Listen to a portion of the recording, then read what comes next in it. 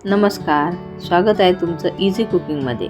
विशेष म्हणजे आज आपण गावरान पद्धतीची पाट्या वरवंट्याचा वापर करून ओल्या मुगाच्या दाण्याची आमटी बनवणार आहोत।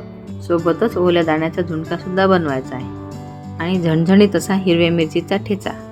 तर पाट्यावरचा ठेचा करायसाठी आपण हिरव्या मिरच्या भाजून घेतलेल्या आहेत, लसूण, मीठ आणि भरपूर कोथिंबीर। त्या आपण इथे मुगाच्या शेंगा घेतल्या, त्यामधले दाणे काढलेले आहेत। आता भाजीच्या अंदाजानुसार आपल्याला हिरवी मिरची, लसूण, जिरे आणि कोथिंबीर सोबतच सुकं खोबरं आपल्याला जाळून घ्यायचं आहे। आज आपल्याला काळं वाटण वापरून भाजी बनवायची आहे। इतकी छान चविष्ट भाजी बनते ही, पाट्यावरची तर अप्रतिम लागते। आधी आपण ठेचा बनवून घेतलेला आहे। आता हे भाजीचं वाटण आहे आपलं। हे काळं वाटण आपण तयार करून घेऊ। याची पेस्ट झाल्यानंतर यावरच आपल्याला दाणे सुद्धा वाटायचे आहेत। ही भाजी तुम्ही ज्वारीची भाकरी असो किंवा बाजरीची भाकरी असो किंवा पोळी असो, कशाच्याही सोबत तुम्ही याचा आस्वाद घेऊ शकता किंवा तंदूर रोटी सोबत तर अप्रतिम लागते। तसेच या दाण्यापासून झुणका जो बनवला जातो तो टिफिन मध्ये सुद्धा दिला जातो। पाट्यावर मिरची वाटत असताना सुगंध खूप छान येतो।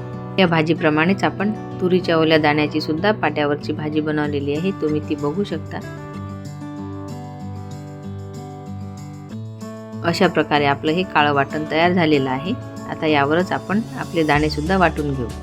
ओल्या उडदाच्या दाण्याची, मुगाच्या दाण्याची तसेच वाटाण्याची सुद्धा काळं वाटण वापरून भाजी खूप स्वादिष्ट लागते। तयार झालेलं काळं वाटण प्लेटमध्ये काढून घ्यायचं आणि त्यावरच आपले भाजलेले दाणे वाटून घ्यायचे। तुम्हाला खडे मसाले घ्यायचे असले तर ते सुद्धा इथे घेऊ शकता। थोडं पाणी घालून हे दाणे बारीक करायचे। वाटण करून झाल्यानंतर आपल्याला पाट्यावरचं सर्व पाणी काढून घ्यायचं। झुणका बनवायचा आहे म्हणून आपण इथे पाणी न घालता वाटणार आहोत। हे वाटून झाल्यानंतर आपण पाणी घालून बाकीचे दाणे वाटून घेऊ।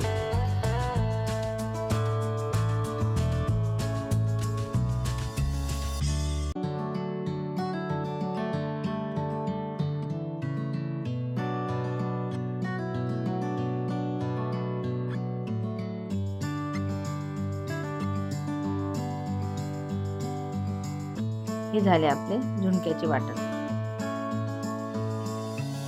हे काढून घ्यायचे आणि दुसरे पाणी घालून वाटायचे। अशा प्रकारे थोडं थोडं पाणी घालायचं या दाण्यांवर आणि छान पेस्ट करायची।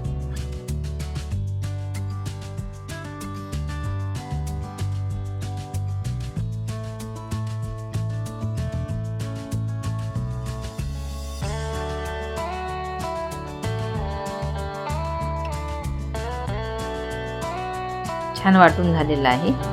हे सर्व मिश्रण आता एका प्लेटमध्ये काढून घ्यायचं आणि मस्त पाटा धुवून घ्यायचा आणि त्याचं पाणी सुद्धा आपल्याला भाजीमध्ये वापरायचं आहे। छान हिरवागार रंग आलेला आहे। अशा प्रकारे आपले सर्व दाणे वाटून झालेले आहेत। आता आपण भाजीला फोडणी देऊ। बहुतेक सर्वांनाच पाट्या वरवंट्यावरची भाजी आवडते, परंतु आजकाल एवढी धावपळ असते सर्वांच्या मागे की आपण पटकन आपलं मिक्सर काढतो आणि त्यावर दाणे बारीक केले म्हणजे भाजी बनवतो। मिक्सरमध्ये वाटून बनवलेली भाजी सुद्धा मी तुम्हाला दाखवणार। दोन्ही वाटण तयार झालेलं आहे। त्याचबरोबर आपला झणझणीत असा हिरवागार ठेचा तयार आहे। मस्त कळण्याची भाकरी बनवा आणि त्यासोबत याचा आस्वाद घ्या। तेल तापलेलं आहे, आपण मोहरी आणि जिरे घातलेलं आहे, तसेच काळं वाटण सुद्धा घातलेलं आहे। छान तेलावर परतून घ्यायचं। आता हे चांगलं भाजलेलं असल्यामुळे आपल्याला फार वेळ परतायची गरज नाही। थोडा कढीपत्ता घालायचा। रंग फार सुरेख आलेला आहे। पाव चमचा हळद आणि अर्धा चमचा गरम मसाला घालायचा। वाटून घेतलेले दाणे घालून झालेले आहेत। आता त्यानंतर थोडे परतून घ्यायचे। दाणे सुद्धा भाजलेले असल्यामुळे जास्त परतायची गरज नाही। आता पाट्यावरील जे पाणी निघालं ते सुद्धा घालायचं आणि एकत्र करायचं आणि नंतर गरम पाणी सोडायचं। आपल्या आवडीनुसार पातळ किंवा घट्ट बघायचं आणि गरम पाणी घालायचं। छान उकळी येऊ द्यायची। अशा प्रकारे आपली गावाकडची झणझणीत अशी भाजी तयार झालेली आहे। रंग सुद्धा खूप सुरेख आलेला आहे। आता चवीनुसार मीठ घालायचं, थोडी वरून कोथिंबीर घालायची आणि सर्विंग बाउलमध्ये काढून घ्यायची।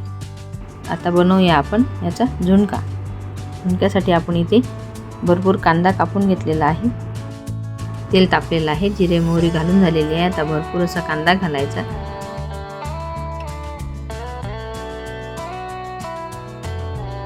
थोडा होत आला म्हणजे आपल्याला काळं वाटण घालायचं आहे। नंतर थोडी हळद घालायची आणि त्यावर आपले जे जाडसर वाटून घेतलेले दाणे होते त्यामध्ये मीठ घालायचं चवीनुसार। आपल्या वाटणामध्ये सुद्धा थोडंसं मीठ होतं। आता ते एकत्र करायचं आणि यामध्ये घालायचं। थोडा कढीपत्ता सुद्धा घालायचा। सर्व एकत्र करायचं आणि चांगली वाफ येऊ द्यायची. थोडी वरून कोथिंबीर घालायची. तयार झाला आपला ओल्या दाण्याचा झुणका. असा झुणका आपण तुरीच्या ओल्या दाण्यापासून सुद्धा बनवू शकतो. अशा प्रकारे आपली ओल्या मुगाच्या दाण्याची आमटी आणि झुणका बनवून तयार झालेला आहे. रेसिपी बघितल्याबद्दल धन्यवाद. रेसिपी आवडल्यास लाईक करायला विसरू नका. पुन्हा भेटू अशा छानशा रेसिपीसोबत. तोपर्यंत नमस्कार.